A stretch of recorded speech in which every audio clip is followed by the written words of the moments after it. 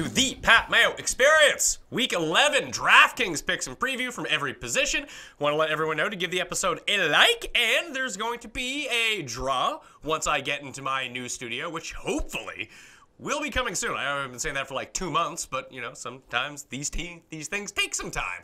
So this week on the show from Roto Grinders, I have CJ Kaltenbach, the Siege, and some people don't like the Siege. Some people get very angry about the Siege. I happen to love the Siege. I think he's a great guy. So this week's contest is going to be you leave your DraftKings name, and if you want to get in the draw in the comment section, you need to say something nice about Siege. Nothing sarcastic, something nice. I will filter out anything that is sarcastic, all right? So positive vibes towards the Siege. Maybe we can parlay it all into a big win in Week 11. Siege, what do you think about that? It sounds like it'd be a great week for it with round 1 of the King of the Beach this week. So that sounds like a great timing, Pat. Are you in it? I am. So, yeah, that's the timing couldn't be better. All right, so some positive vibes your way. Maybe you can go, what's the grand prize for King of the Beach anyway? 100,000, I think. I don't know. I'm more focused on, one round at a time, right? Oh, yeah, you got to take it one game at a time, or one pick at a time, everything like that. No, listen, if you're not looking at the big prize, what are you doing? Yeah, I don't remember. I think it's 100. I wouldn't quote me on that, though. I could be wrong. All right, well, good luck in that. Let's see if we can talk through some picks here. And, I mean, you don't need to reveal your lineup for that event, but maybe some leans where you're at least looking at. And we'll start with quarterbacks. The big news of the day that has come out on Wednesday is that Ty God Taylor going to the bench. Nate Peterman coming in, playing quarterback for the Bills. And the other updates that we have are, let's see, Blaine Gabbert starting for Arizona. Brett Hundley looks like he's going to play for Green Bay. Pip Rivs looks like he's past concussion protocol, and he's on track to play against the Bills for the Chargers. And Case Keenum, well, on a short leash, will still be starting for the Vikings right now. I mean, do any of those guys interest you? Because I'm kind of digging Phillip Rivers a little bit. Boy, I have no interest in the value guys so far this week. Like, I mean, Peterman, we could start there. Like, the Bills' adjusted sack rate is 30th, and the defensive line for the Chargers is 1. I know you're a huge guy who loves adjusted sack rate. I suspect that was something you were going to mention when we got the defense. So, like, he's out. I can't imagine playing Brett Hundley. I can't imagine playing Blaine Gabbert on the road. I'm Phillip Rivers. I kind of want the running attack. I don't think Peterman's going to be able to move the ball. So, no. Okay, so here are the guys that I have highlighted right now, and I'm really waiting for the Drew Brees, 400-yard game week to happen. I won't be on it when it happens, and it's probably not going to be this week, but don't you feel like that's coming down the pike at some point where everyone has just talked themselves out of Brees because he's been pretty abysmal in terms of hitting any sort of ceiling? Like, he has none right now. The running game has been so good, but it feels like one of these weeks, once an offense is able to compete with them and start putting up points again, that he's going to explode, and those Saints receivers are going to explode. Do you think this could be a Drew Brees week? I don't understand why everyone thinks that they're just going to randomly explode. Okay. They haven't thrown the football much all season. He hasn't thrown over 40 passing attempts since week 4.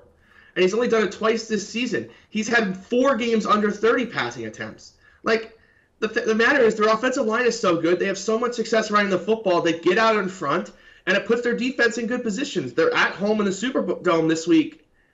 I don't see it.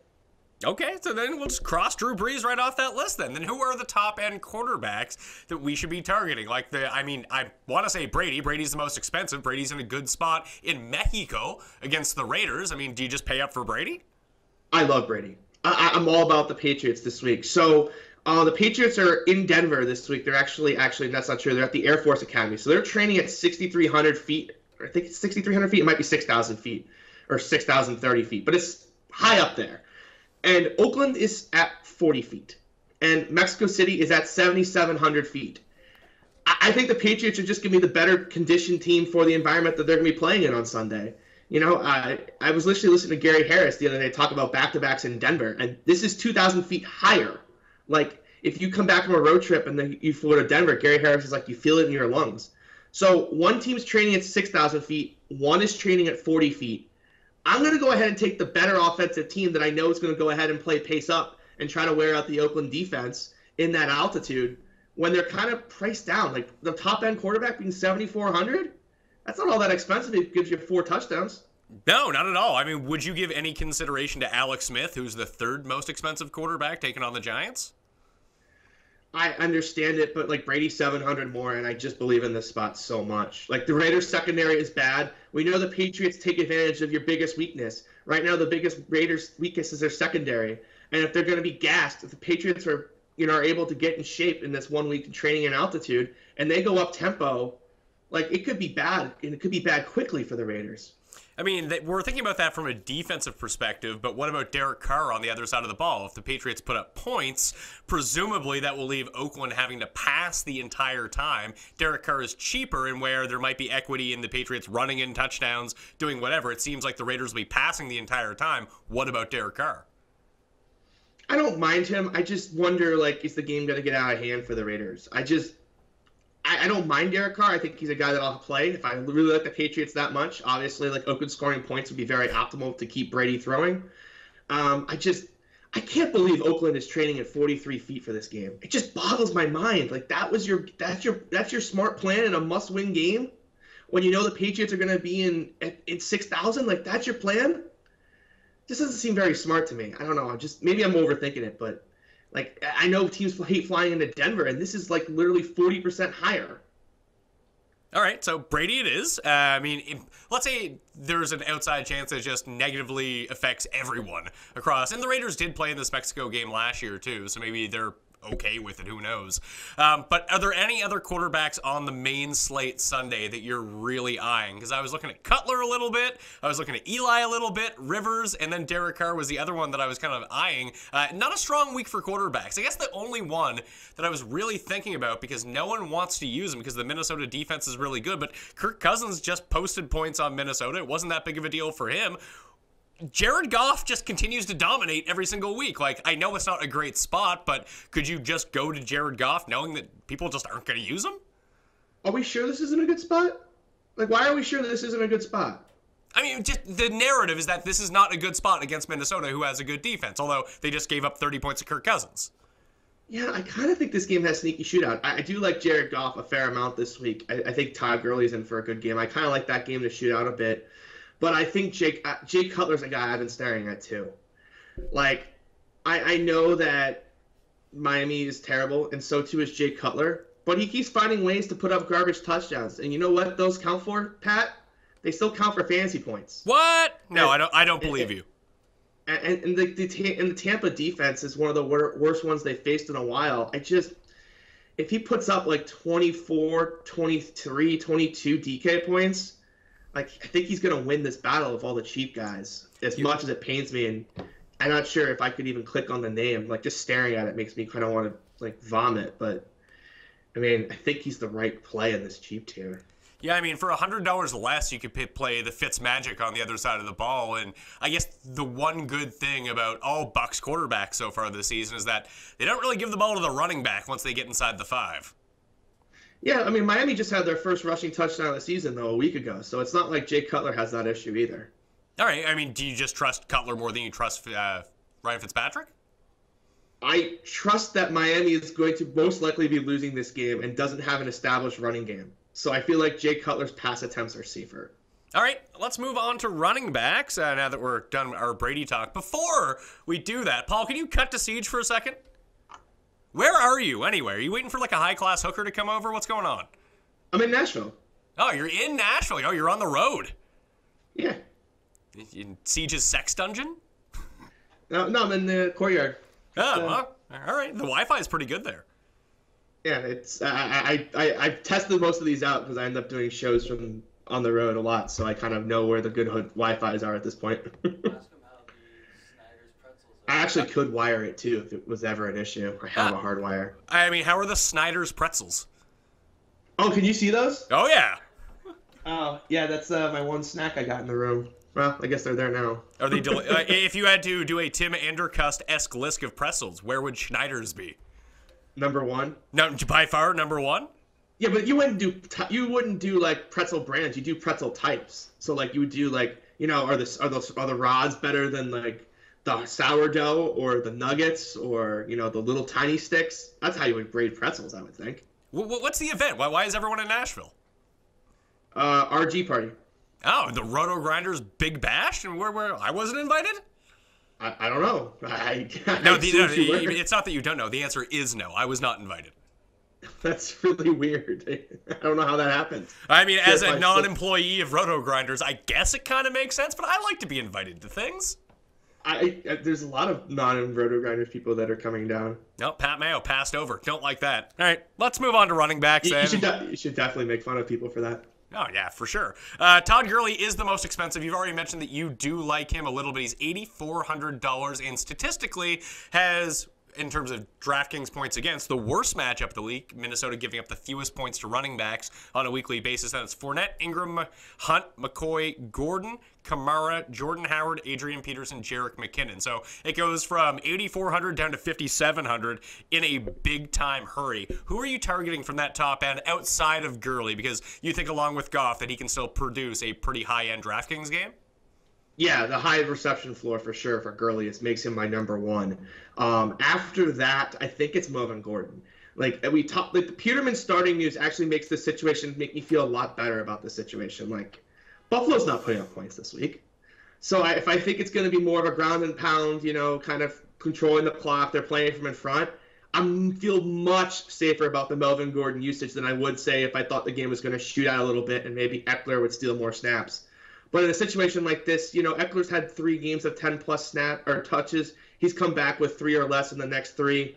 Now the game flow's looking more like a Melvin Gordon game. I think I'm going to take the little bit of a discount here and play Melvin Gordon. Well, I'm curious to know what the ownership on Gordon is going to end up being in the Millie Maker, solely because of the Eckler factor, where people saw him garner so much attention last week. He played with like 30% of the snaps. He was getting a bunch of touches. And there's this lingering foot issue with Melvin Gordon that people seem to be very concerned about. And there seems to be no better spot than playing the Bills right now. We're coming off giving like 300 yards rushing to the Saints. So do you think that he's going to be highly owned, or under-owned, averagely owned? And do you think that people will stack him with the Chargers defense?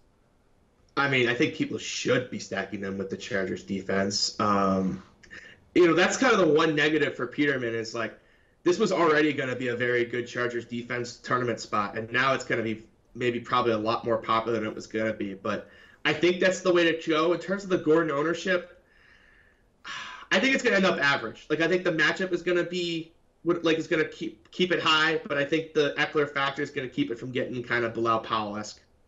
I mean, well, hopefully, if you do end up fading Melvin Gordon, you hope it turns out like Bilal Powell. Yeah. It was. I got into it too. It sucked for everyone involved. What about? I'm just excited how that game's going to go under all week, and then you play tons of Bilal Powell. It was just not a very good logic train there. Ingram, are you using him, or are you just going to pay down for Kamara? Because you know me, I'm going to pay down for Kamara. I don't know if I can pay $8,100 for Mark Ingram this week. I just don't think that's going to be able. Like, if I'm paying up at quarterback, I'm probably going to have to sacrifice like the Saints running backs, which seems insane, but maybe Drew Brees throws for 2 touchdowns instead of 0 this week, and then they don't hit massive ceilings.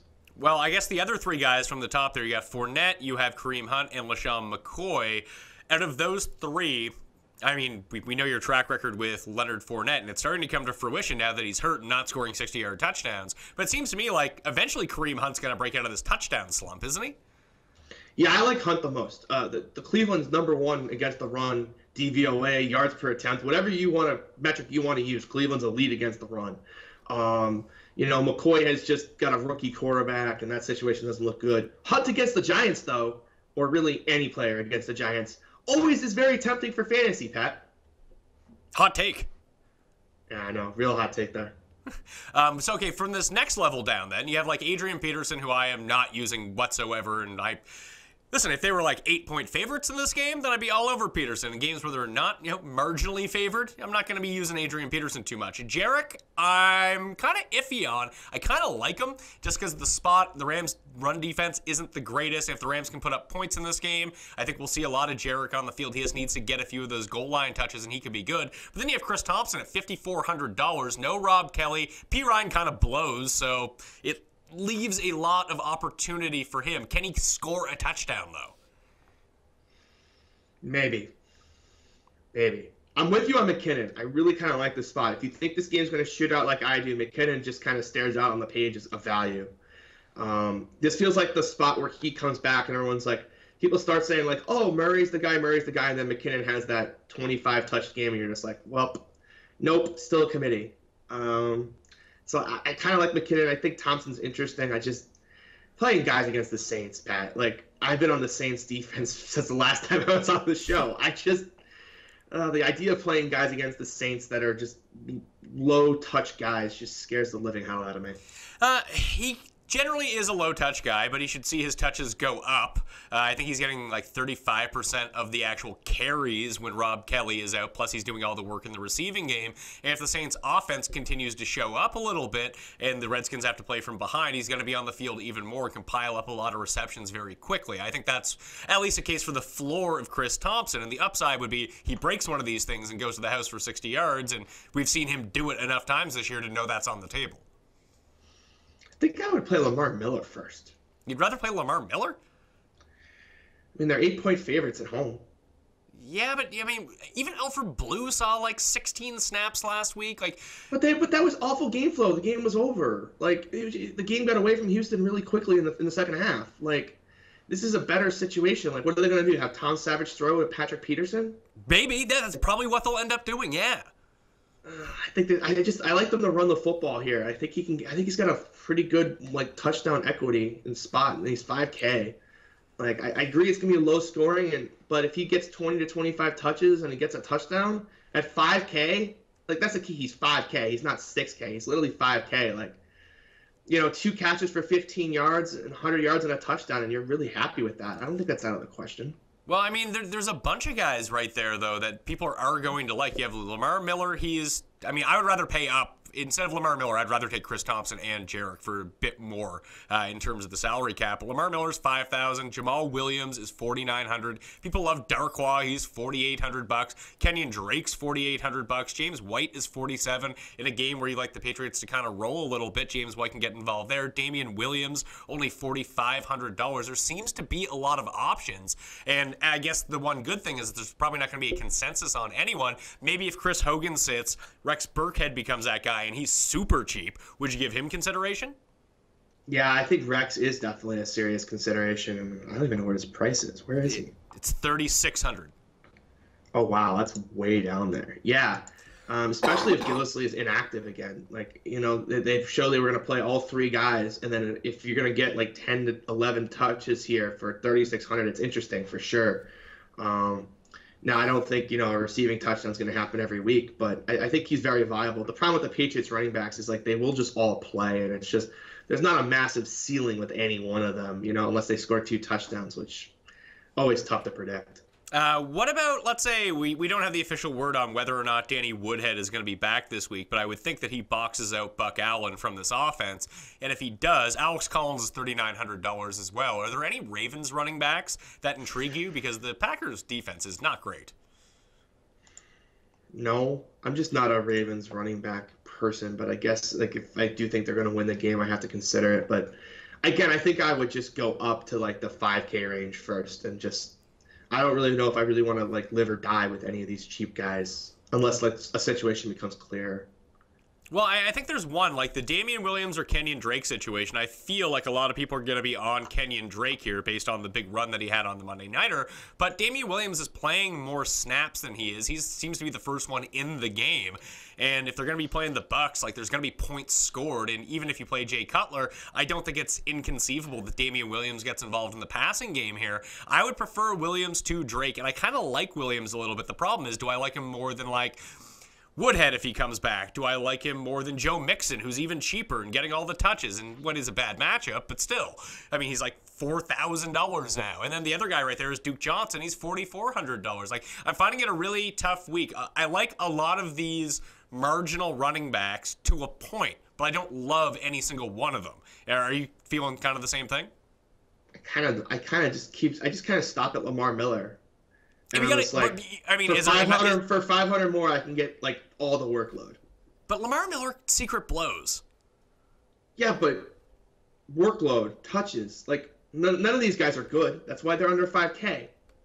So if I can take like a not good player that gets all the workload, or I can get a guy who gets half or 60% of the workload, like Houston's still favored by 8. Like I know that looks really weird, but remember, it's Blaine Gabbert. There's going to be some short fields for Houston, most likely, in this spot. So I think I just feel better with Lamar Miller's touchdown upside than I do with any of these other guys.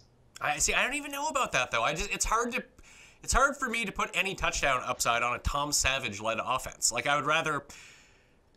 But, like, let's say they get 3 touchdowns. Like, let's say they get 2 touchdowns, right? Like, say the game goes even super low scoring. They only score 2 touchdowns. Okay, if you're assigning touchdown probabilities, who's the most likely person to get a touchdown on the Texans? Oh, Bruce Ellington, for sure. Or the defense. You could make a case for the defense, I guess. I could theoretically make that case. Okay, that's one. It's not Bruce Ellington. It's Lamar Miller. It's probably Bruce Ellington. It's not Bruce. It's Lamar Miller. Like, they're more likely to run the football in. Like, it's certainly not DeAndre Hopkins. And as soon as you take away those targets, like that weapon, like Lamar Miller just is the second best option on the team. Man, Lamar Miller has 2 touchdowns this year. They were rolling for a while too, and he couldn't get in the end zone. Deshaun Watson. It was a completely different offense. Another offense sucks. He's gonna start getting touchdowns all of a sudden. And use the running back more. Again, like, I'm not saying that, like, I love Lamar Miller, but you're now asking me to compare Lamar Miller to guys who are in timeshares. Well, I mean, every single one of these guys is in a timeshare. Like, yeah, they could go for 2 touchdowns, but it's not probable. Like, give me the guy who has the better floor. I mean, if it gets down to it, I think I would rather just take Mixon at 4,000. And I don't like Mixon this week.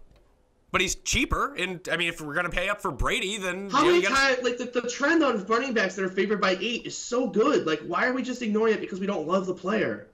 It's not only that I don't love the player; they probably shouldn't be favored by 8 because they have Tom Savage as their quarterback. They have Blaine Gabbert. Is there that big of a? I mean, Blaine Gabbert could be better than Tom Savage. Their offense literally is a porous offensive line. Blaine Gabbert, Adrian Peterson, who was washed up, and super old Larry Fitzgerald. That's their offense. Like, it's terrible. Like, I think the Browns have a more talented offense than that right now. Well, I mean, if they're 8-point dogs and we're going to be playing the spread hard in that game, we're convinced that they're 8-point favorites. When that happens with Arizona, Andre Ellington usually kind of goes bananas with receptions. Fine. I just don't want to do this. Like, why do I want to? Like, Melvin Gordon is in such a good spot at the top. Like, I'll play punt wide receiver. Like, we didn't even mention Jordan Howard, who I think is in a really good bounce back spot. Like, I just think I would rather just play the safer running backs than play running back roulette. Like, there's some good values at wide receiver. I would feel much more confident taking some shots on. All right, well, let's get to those guys then. Who are the values at wide receiver that you're looking at to save some of this money? Because so far we've paid up at quarterback and 2 running backs. We got to save money somewhere. I'm about D.D. Westbrook. He's been running first-team reps now for 3 weeks. I just don't believe he's going to be limited nonsense. It feels like fake news to me. Like, he won the Biletnikoff out of college. He was super talented. He only fell in the draft because of off-the-field issues. He crushed in the preseason. Then, got hurt late in the preseason, went on IR. He's in practice. He took first-team reps the last 2 weeks. Everyone thought he was going to come off IR. They kept holding him back. I think they're going to unleash him in a big way here. He's 3,600 against the Browns, who we've already established are very good against the run. They can't stop the pass. No Allen Hurns. I think that's a guy I'm really willing to go to war with this week. I mean, so you like him more than someone like, let's say, Dontrell Inman at $3,200, or my main man, Bruce Ellington at the Min? I mean, I don't mind Bruce Ellington. But Inman's interesting, I guess. He's got a high. I mean, you just have to figure out, like, the problem is, like, is he playing outside or is he playing the slot? I got to be honest. I've not done any Dontrell Inman research. I believe Dontrell Inman's playing the slot. I could be completely off on that. I watched like 20 seconds of that stupid Bears game last week. It was awful. But I mean, the problem is, like, I don't want him to get stuck on Darius. If I'm taking Dontrell Inman and he gets Darius Slay coverage, that's a 0. Yeah, no, that's absolutely true. I guess we should probably dig into that a little bit more. That's why this is a Wednesday show, not a Sunday show.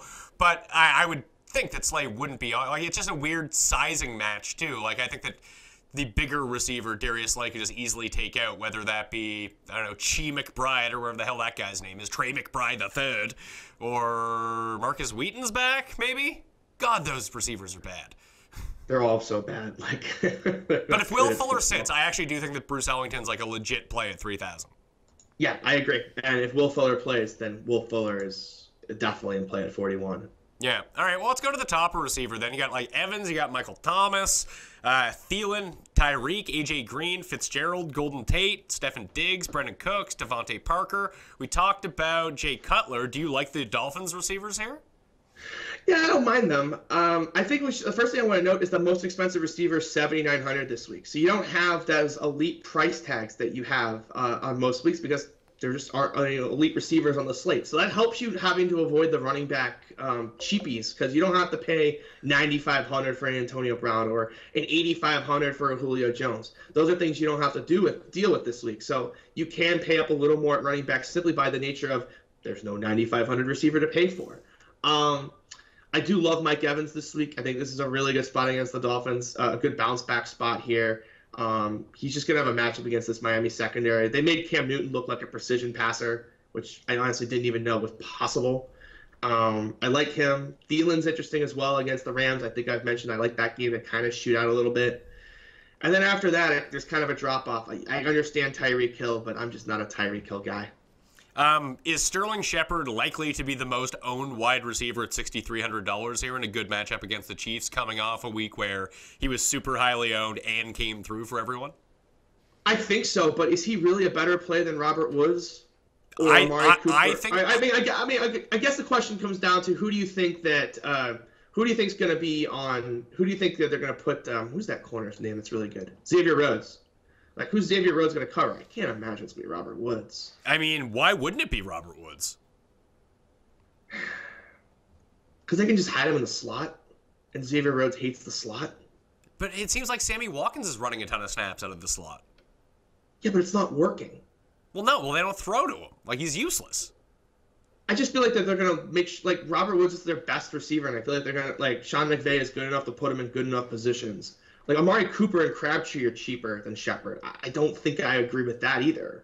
I mean, the big thing with Shepard is, like, and we saw it last week, if the Giants get behind, they have two options to throw to. And Shepard is one of them, and he's the receiver, and he's $6,300. Like, it seems like a pure volume play here.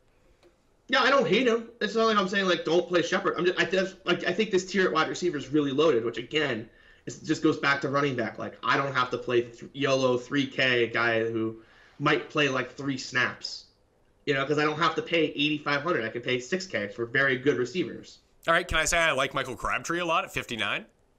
I have to figure out what the Patriots do against the Raiders. That's something I just haven't gotten to this week. Like, do they shut down Cooper or do they shut down Crabtree? I just want to see whatever Belichick's done in the past, and I'm probably just going to play the other guy.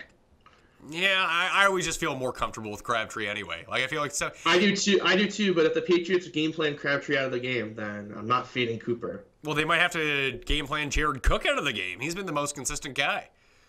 They're not going to game plan Jared Cook out of the game. Is there anyone else on that tier that you do like? Let's say Hogan plays. Do you like Hogan?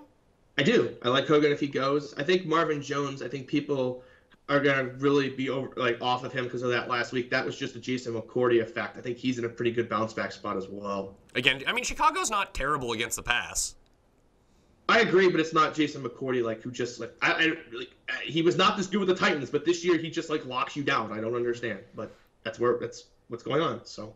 All right, a few other cheapos here. I was thinking Jamison Crowder against the Saints playing the slot at $4,300. That could just be a lot of targets for him. That's a very cheap price to pay off a floor very quickly. And he's a speedy guy. Maybe he can get behind the defense, make someone miss, get to the end zone. And the other one was Kenny Stills. I've just been really trying to wrap my mind around him here. He's $4,000. I love the matchup. I don't necessarily love him, but he's someone who's produced big touchdowns in the past.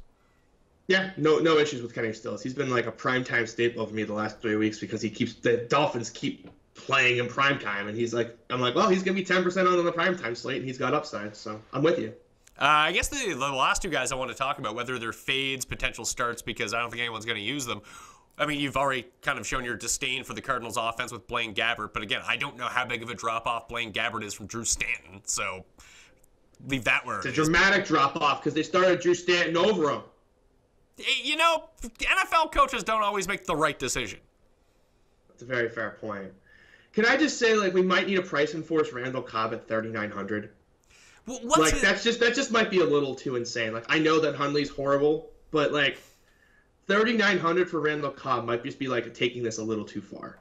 Well, I guess the case for Randall Cobb this week would be if Ty Montgomery ends up sitting, obviously Aaron Jones is out, that leaves Jamal Williams as the primary back, that Randall Cobb could see some snaps in the backfield as a running back like we saw last year before Ty Montgomery took that role, and it could just be a really cheap 8 catches, something like that. Yeah, and he got 4 rushing attempts last week too, so it's not like they haven't been incorporating him in that role. And he's 3,900. I could definitely see myself getting involved there in tournaments. I mean, you like Westbrook more, so would you ever end up on Cobb? I mean, I can't play like 100% Westbrook or something like that. Like, I believe the coaching staff is lying to me, but I can't like go all in on a guy just like in case they're telling the truth for once. Like, so like I'll have a bunch of exposure to him, but like it's certainly not a situation where you can just lock him in or anything like that. I feel like that Westbrook can break the slate if they're lying to me. And he gets like 10 targets, he breaks the slate against the Browns. Like, you'll have to have him. So he's a guy that I just don't want to fade. So, but I do like Cobb. I think he's a really good pivot off of Westbrook on teams like, let's say I'm trying to lower my Westbrook exposure. I think Cobb would be a very good pivot. So you would just prefer that the Jacksonville coaching staff, almost like the demands of Will Smith and concussion, that they should tell the truth? No, I'm fine. It's going to keep the ownership down. It's just I can't play 100% of a guy when they're like, oh, he's going to be limited in the offense this week. That is what we call insanity. All right, the guys who are sort of elite talents, but in what are perceived to be bad spots, one of them is Larry Fitzgerald, who's been really excellent this year. He's 6,900. The matchup's actually quite good. People just hate the quarterback situation. A.J. Green against Denver. He's $7,000. It's not a great spot. The other one's DeAndre Hopkins against Patrick Peterson. I'm out on Hopkins. I just think this is with Tom. If it was Deshaun Watson at quarterback, it would be different. But since it's not, then I will not be using DeAndre Hopkins, even when it looks like a contrarian spot. Probably won't be using any A.J. Green either. I can be talked into Larry Fitzgerald, though. Yeah, I think I can be too. But I think I would play him. I think I would play him with Gabbard every time. Like, I would just never just play. Like, if Larry Fitz hits a ceiling, Blaine Gabbert's going to hit his ceiling at his cheap price point too. So I would play them together probably. And for what it's worth, too, I think thinking about like if Fuller sits, I think Bruce Ellington is like the best punt value option. Like, he's gonna get like 10 targets at 3K. Yeah, and Tom Savage did throw a touchdown to him last week, so that helps. Yeah, and he's had 8 targets in each of the last 2 games, and that's with Will Fuller. So yeah, I think that like he would be just a lock and load kind of situation at that point. All right, let's switch to tight ends. I guess it is Travis Kelce week on the circuit, $7,300, and he's playing, get this, the Giants, who I don't know if you knew this or not, have been giving up touchdowns to tight ends at a very alarming rate. Could this be the trap play of the century? Yes, but good luck telling me to fade him. Yeah. And if I'm playing more than if you're playing any more than one team, good luck telling. I mean, Gronk being cheaper than Kelce really is interesting. Because he's in a really good spot. Tight ends against Oakland are just like a dream spot. Like, this could be a week where you just play them both, and you just hope they both go bonkers. Because like those we talked about the elite wide receivers, like not really there. Like, I think you could afford to play two top tier tight ends this week. So what you're saying is that a strategy this week could be pay up at quarterback, pay up at running back, pay way down at receiver, and then pay up for 2 tight ends? And I'd have to see how it looks, but it sounds interesting on paper at the very least. Let's see. Let's see how it looks. Let's see if I can. I don't want Leonard Fournette. Got to take him out. So let's say we go Melvin Gordon and Jordan Howard. You said you like Jordan Howard. We'll put Brady in. We got Kelce. We got Gronk. We'll say we got the Chargers defense. They're only $3,000. That leaves us with 3 receivers. We can pay $3,700 a piece for receivers. So you like Westbrook. Put in. This is gonna fit. We can put in this is gonna Ellington, barely fit. Yeah. Bruce Ellington, and then we got $4,700 for a receiver, and we can throw in. Let's see here, who can we throw in for $4,700? Oh, Jordy Nelson. Let's not do that. Ha! What about Jeremy Maclin? $4,500. He's in an interesting spot. I don't mind him. Yeah. All right, let's throw him in. He's $4,500. That actually gives you $200 left over. And you can actually upgrade, or you can just play like the 3 cheapies we talked about: Cobb, Dede, and Ellington, and you can even upgrade Jordan Howard to something a little better. Yeah, you could move up to Kamara if you wanted to. Yeah, so it's insane. It looks insane because like the 6K wide receivers are very strong, But it's an interesting contrarian build if you're looking for something completely YOLO. Because, like, Gronk and Kelsey are in some amazing spots. Like, I think I would, if I was, like, ranking wide receivers and tight ends, just, like, overall, like, I think after Mike Evans, Gronk and Kelsey would just be next in terms of just raw fantasy points. Well, how much do you think that the narrative with Travis Kelce playing the Giants factors into the ownership that people are just going to own him instead of owning Gronk? Like, what do you see the gap in their ownership being? Because I think on an extreme level, if it turns out to be that way, he could end up being like 4-1 Kelce. 4-1. Wow. I was thinking 40-20 would be insane. They can get higher than that. God, if it was anyone other than Travis Kelce, I would just say, like, there's no way he could trap us, but we've all fell into the Travis Kelce trap before in situations that were, like, supposed to be no-brainers. It's Andy Reid, too. Trusting Andy Reid with a chalk play is never makes me feel good inside. Okay, well, what about, let's say you don't want to go with those two. Let's say those two are by far the highest owned tight ends of the slate. Is it insane to think that Evan Ingram can't outperform them here? No, it's not insane. I don't think it's insane for a Cameron Brate bounce back. It's an interesting Kyle Rudolph spot. The Rams have faced no tight ends all season. That DVP is very misleading. I kind of think it's an interesting spot for Rudolph too. So, like, and Jared Cook, as you mentioned earlier, I think is in an interesting spot at 48. So a tight end is very loaded this week, to be honest. Kyle Rudolph has at least 5 catches in 6 straight games for what it's worth. Now he's not putting up any yardage with, and I think he only has 2 touchdowns over that span. But still, I mean, that's a really nice floor if you're willing to pay down. I just think that Ingram is in the most interesting spot of all of them because it seems like people are going to pay up for Kelce, they're going to pay up for Gronk, or they're just going to pay down, and then Ingram gets left in sort of this dead zone when his upside seems to be as high as those other two. I agree with that. Yeah, I have especially on a week where there's not like those 9K receivers and people feel the need to pay down at tight end. Like I think I'm with you.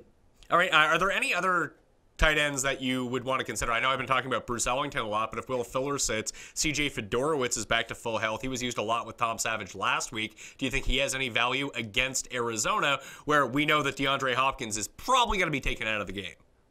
Yeah, I think he's viable. I wouldn't fight you on that if you wanted to play some CJ Fedorowicz. I think the ceiling on the other guys that we've talked about is higher. Like I think I would try to find the 1,500 to get to a Jared Cook or a Kyle Rudolph. But if you got stuck and you needed CJ Fedorowicz, I wouldn't argue with that.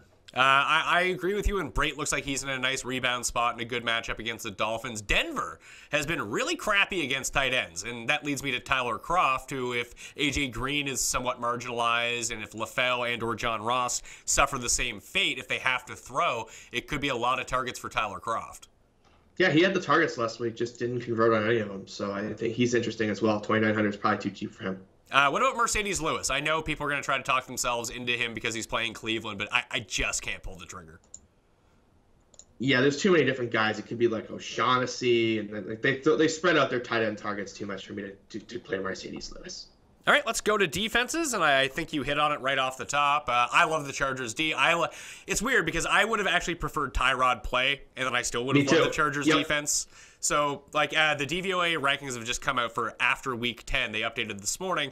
The Chargers' third best adjusted sack rate. The Bills' the third worst offensive line.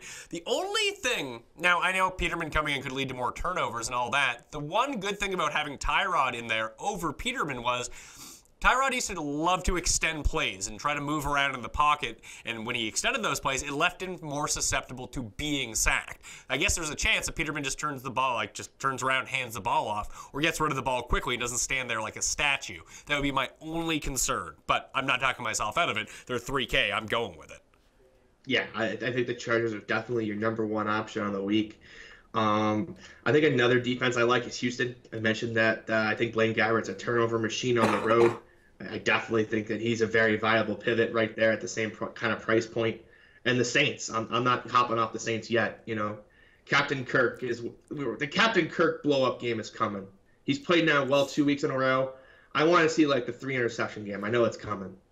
Well, the 3 defenses I found that rank inside the top 10 of adjusted sack rate in terms of defensive lines versus bottom 10 offensive lines were Buffalo, Denver, and Chicago, weirdly enough, against Detroit, which could be an interesting spot considering everyone kind of smashed the Bears last week, didn't work out, so now no one's going to use them. They can be a very low-owned defense.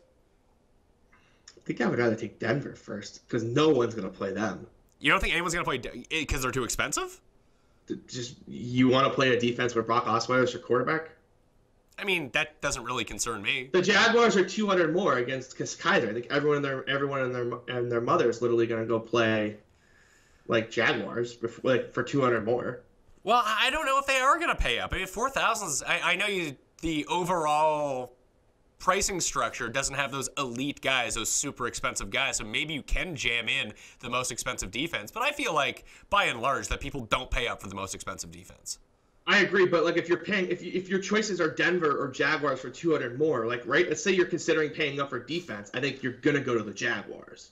I mean, maybe one of the better defenses. I know you like the Saints in that spot, but I kind of like the Ravens at $3,400 in Green Bay. They're favorites. You can get Brett Hundley throwing the ball 40 times. That sounds like a recipe for success.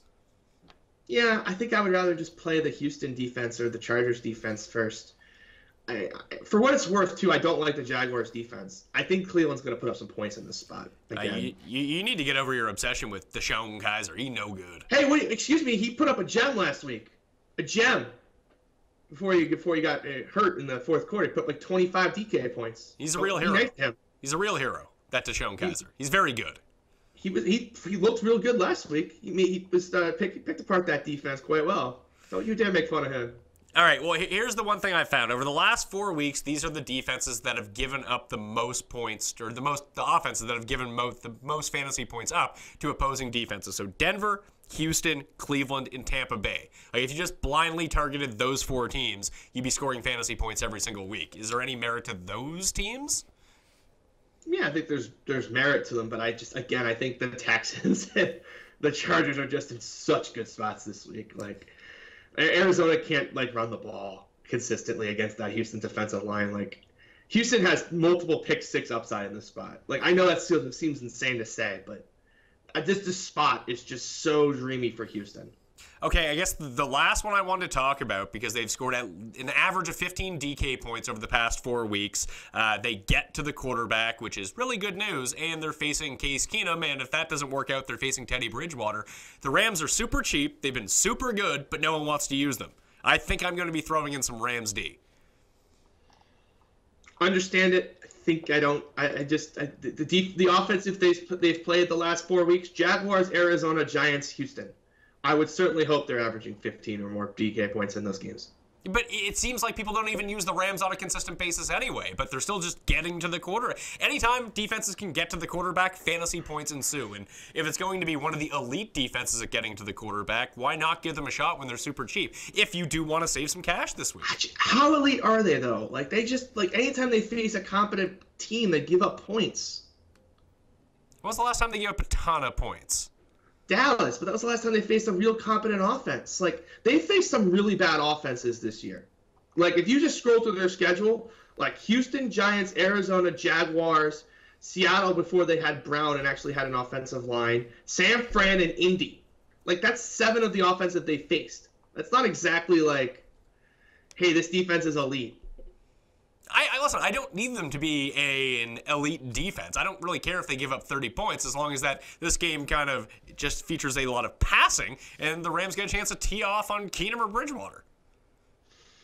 Get it? I think you'd be better off YOLOing the Bears if you're going to YOLO. All right, so Bears it is? Yeah, I can sell you on the Bears? You can sell me on the Bears over the Rams for sure. All right, Bears it is, $2,700. Chargers, Bears if you're paying down, and I like the Ravens and Broncos if you're going to pay up. And you like the Saints? I like the Texans and I like the Chargers. Those would be my top 2. Texans and Chargers. Texans are only $3,100 too. That's not so bad. No, they're a nice pivot off the Chargers too, because I think that's like going to become the funnel spot. Everyone's gonna be like, oh, Chargers versus a rookie quarterback, and Blaine Gabbert's going to be sitting right there for 100 more. All right, that'll do it on the Pat Mayo Experience. Remember, if you want to get into the draw for a secret prize, leave your DraftKings name in the comments section and say something nice about the Siege. Great performance today, Siege, from your Sexton. Hey, hotel here in Nashville, but, if you submit the first nice comment, you might be the only one. So, that could help your chances of winning. No. People are going to have great things to say about you. I predicted. Great things from the Siege. Very good guy, I hear. We'll see. We'll see what the people think. I mean, listen, if the people have come around on Cuss, they can come around on you. That's a fair point. And you're not just out there saying inflammatory things just to give people grief all the time. Yeah, I mean, the sauce ranking the other day was just so egregious. Like the jam rankings, I just wanted to cry. Why, you don't love marmalade? I try to defend Tim at any chance I can, but that one was just indefensible, really. You're not gonna dip your pretzels in molasses? No, I think I'm good. Yeah, can you see those in the background there? Yeah, I can still see them. I'm a pretzel guy. I fully admit it. All right. Well, I think you might need to have the definitive ranking of pretzels. I'll be on the lookout for that. I don't want to step on Tim's toes, but maybe Tim will do the definitive rankings of pretzels, and we'll see how much I disagree. Yeah, man, that could be true. Oh, okay, man. Have fun at your party. Sounds like a lot of fun. It's going to be a ton of fun. Thanks, Pat. All right, you can follow Siege on Twitter at TheSiegeDFS and check out all of his work up on Roto Grinders. You can follow me at ThePME on Twitter. Remember, subscribe to the Pat Mayo Experience audio versions on iTunes, Stitcher, Google Play, and for the video versions on the DraftKings YouTube page and DK Live app. I'm Pat Mayo. The cheat sheet is up on DKPlaybook.com. Give the episode a like and good luck this week. I'll see you next time.